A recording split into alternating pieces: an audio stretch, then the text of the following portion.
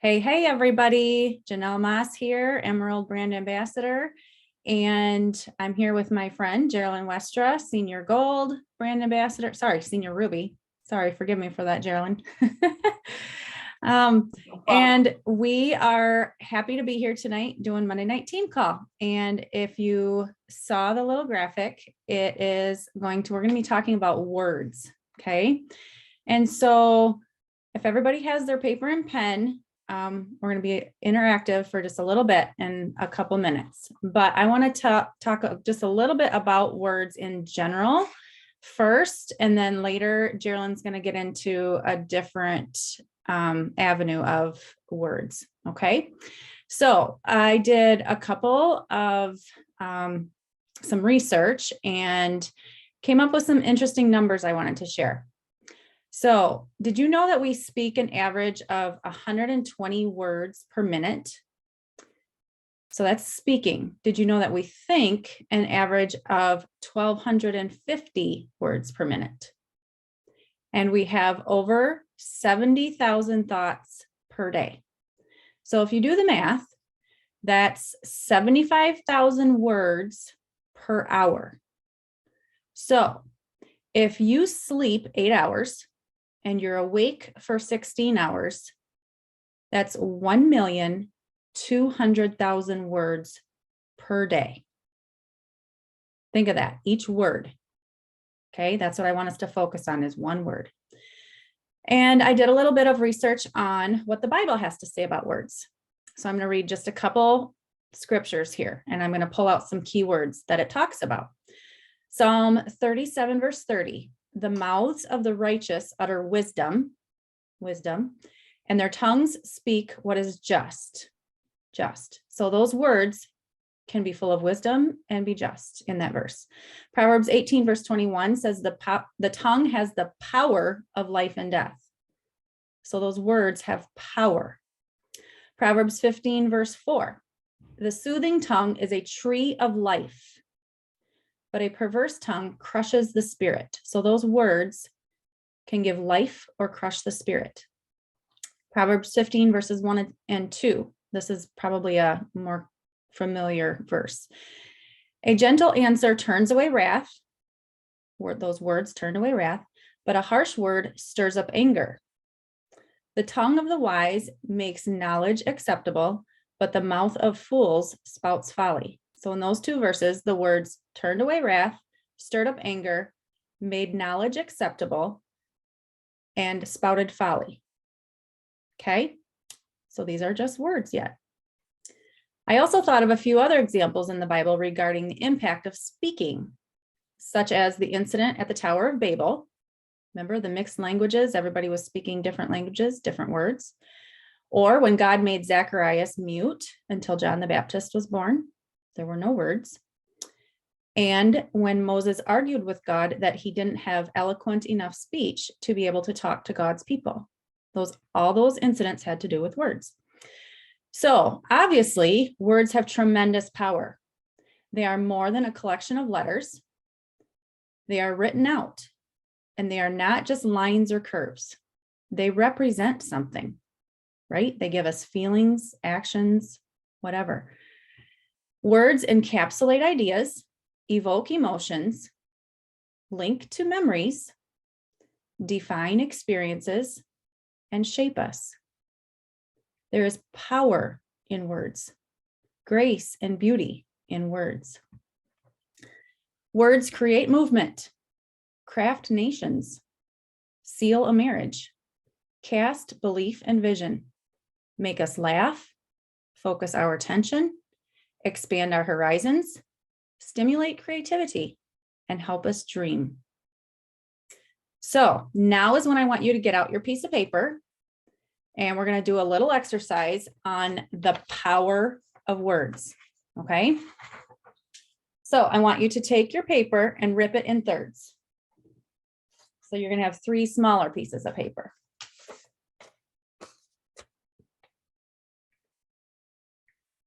Jer, I want you to tell me when everybody looks ready because I cannot see everybody on my screen. Or if somebody wants to type it in the comments, I'm just going to give everybody a little bit of time to Rip up their words. Rochelle, I can see you too. So there you go. You're my indicator. You're ready. Okay. So take your pen, and on the first piece of paper, I want you to draw a really creepy bug. Any sort of insect or arachnid that freaks you out and you would not want crawling up your leg. You can even write what it is if you want. Or draw a picture.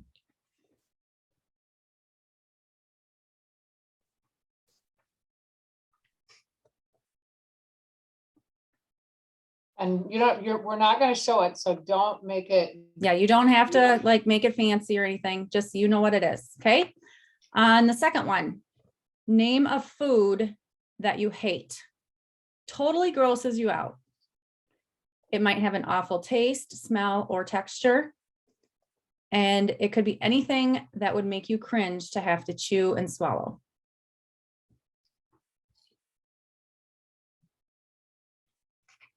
Something that you are just totally repulsed by. Okay, the third one is a little bit different. I want you to write out whatever term you call your mother or the favorite mother figure in your life. Could be your stepmom's name or like a name that you're fond of, like for your grandma, like Nana. But your favorite mother figure in your life, what do you call her? Write that out on the third piece of paper.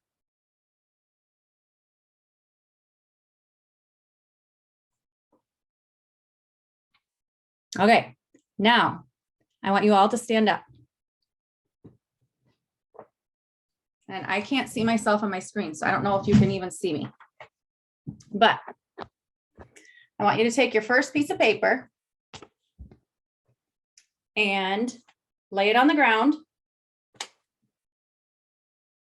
and stomp on it. You're crushing that bug. You are smashing it so it can't crawl up your leg. Grind it into the floor. Okay? All right. Now throw down your second piece of paper on the ground with your food on it and stomp on that too. Because who wants to eat that? All right, now stomp on your last piece of paper.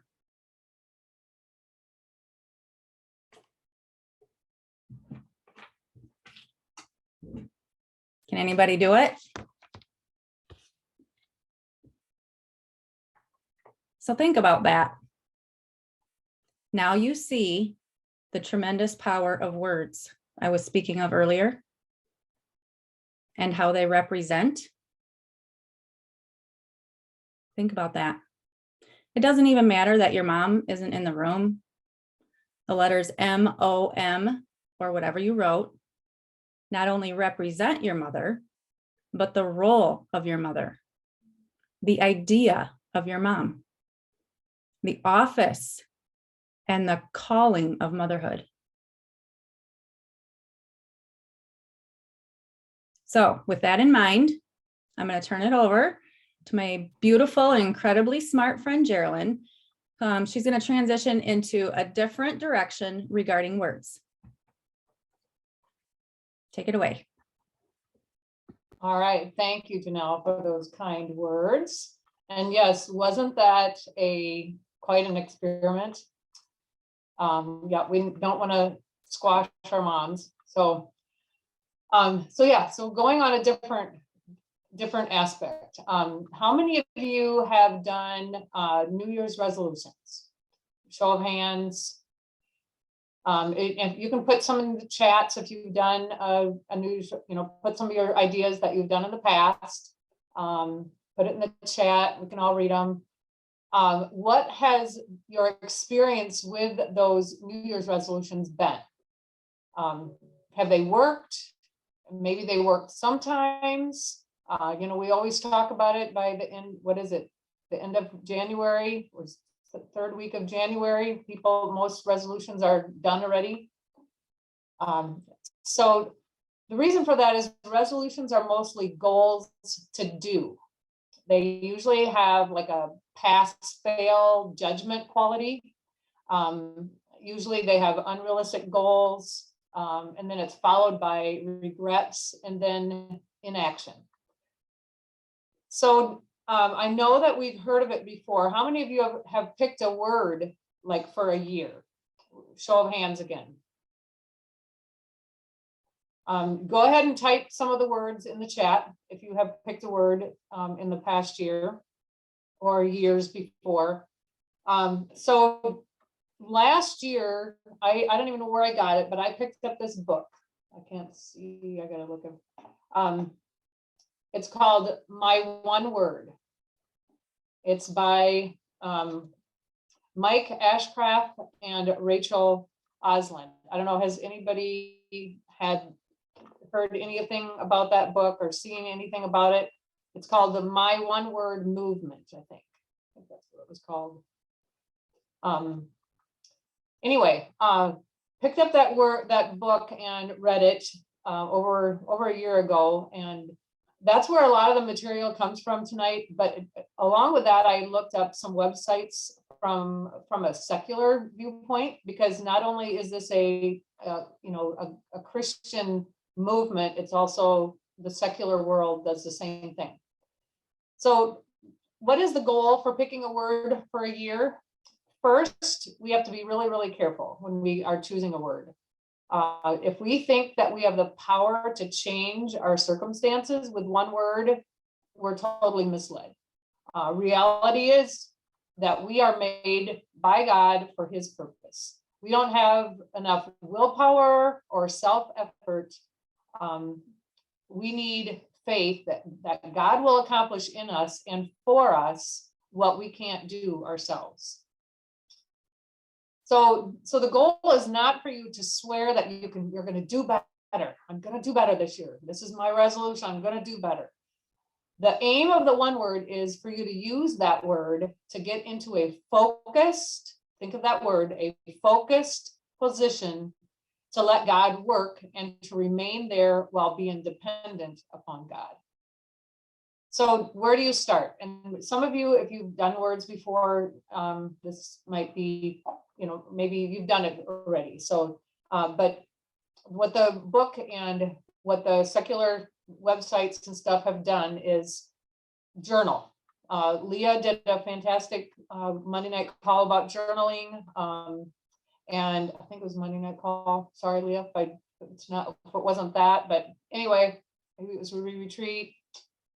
Can't remember, but anyway, get a journal out or get a notebook, start asking and answering questions. And here's a few questions that you can ask and answer. What kind of a person do you want to become this year? What kind of a person or what characteristics do you want to portray to your team, to your family? So when we ask these questions, we're going deeper than just doing. It goes deeper than things like, I want to be a runner, I want to be a book reader, I want to be a Plexus Diamond, all of that. This goes to the heart. This goes to your character, to your soul. And remember the verse that talks about everything flowing out of our heart? That comes from Proverbs. So this one word goes deeper to our heart.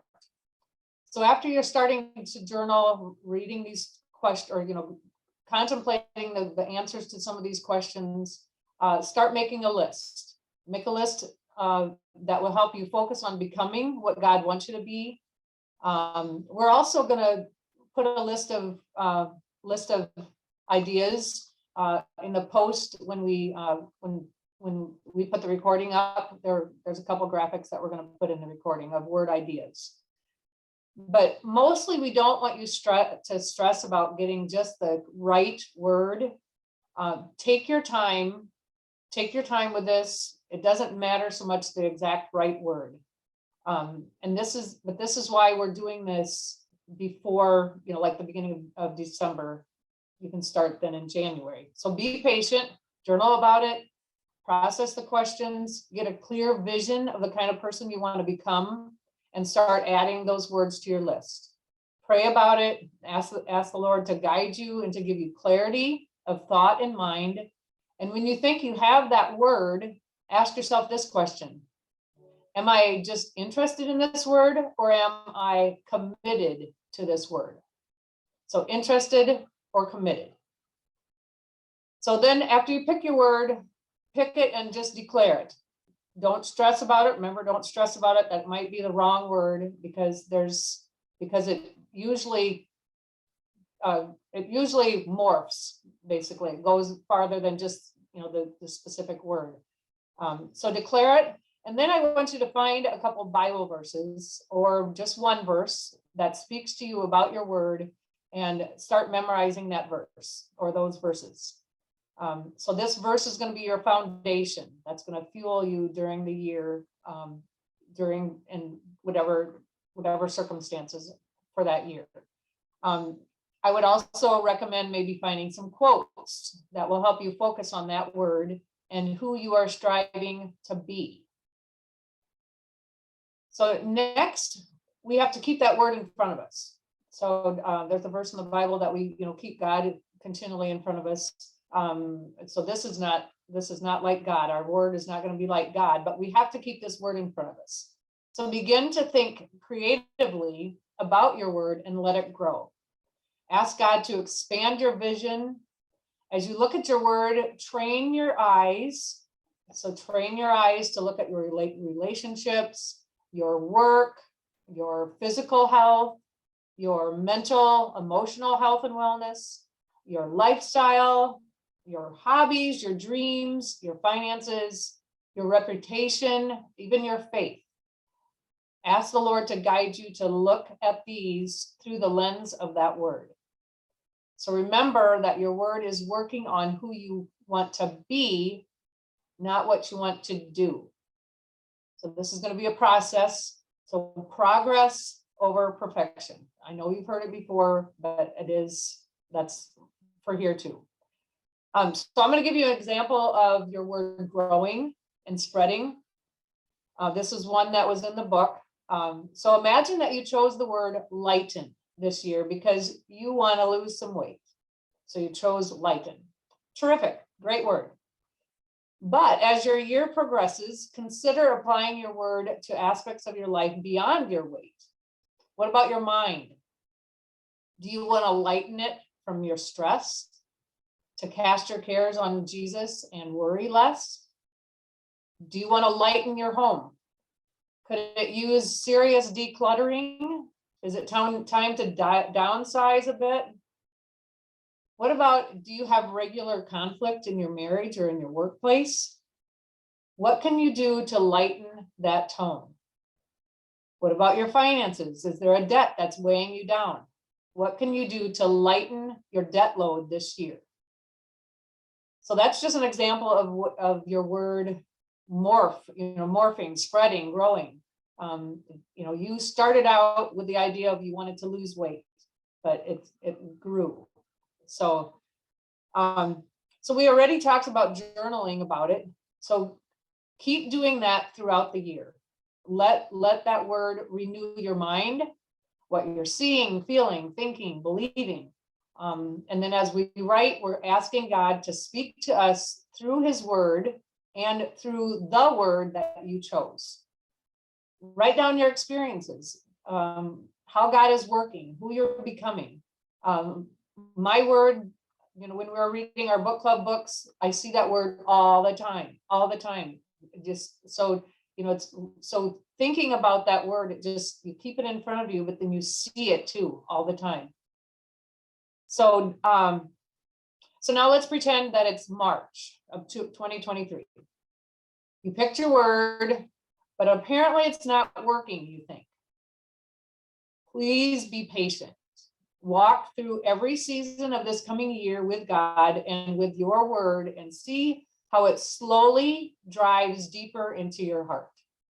Your word will remind you not to run ahead of God's timing. How many times don't we hear that? So don't use God's delay as a reason to distrust him and distrust the word he is guiding you with. We don't know what this year is going to hold for any of us. Poverty, riches, abundance, death, new life, sickness, pain, we don't know. But when we use that one word alongside of the word of God, it can be the lens through which we process whatever circumstances we're going to be facing. So use your one word to focus on that process. Focus on the progress that you're making, but don't focus on the destination. We do have destinations. We have goals that we set throughout the year, and that's all good. But too often we live from destination to destination. But the condition of our heart is measured in the moments in between them destinations. So your one word can help you pay attention to the condition of your heart and the moments that form it. So for 2023, we ask God to teach us to number our days. We all know that verse. And we pray that God will teach us to see each day as a critical part of his plan to change us into the person that God has created us to be. So after today, go make each day count. And then during the next year, we would love to have you share about your word and what you've been experiencing. Share on your post. We would love to hear how that is, how your word is affecting you. So that's all I got. I think that hopefully you got some good stuff from that. This is the book. And Janelle, do you have anything else you want to say? Not really. I just appreciate you guys jumping on and making this a priority and valuing your time enough to learn and grow yourself. There's just a lot to this call. I mean, when we started, I read the book and it's sometimes I'm so glad like we're doing it in December so we can think about it, have time to process, be patient, get ready kind of for your word. And I love what Jer said about letting it become you and be patient. You know, God's got a plan. And the book has great examples, kind of like the one Jer used about lighten. Use your word, but it could impact you way more and in different ways than what you would ever imagine. And God just works through, we know God works through so many tools and ways. And, you know, this is just another avenue of that. So thank you for joining us. Thank you for having your cameras on and yeah, have a great rest of your week.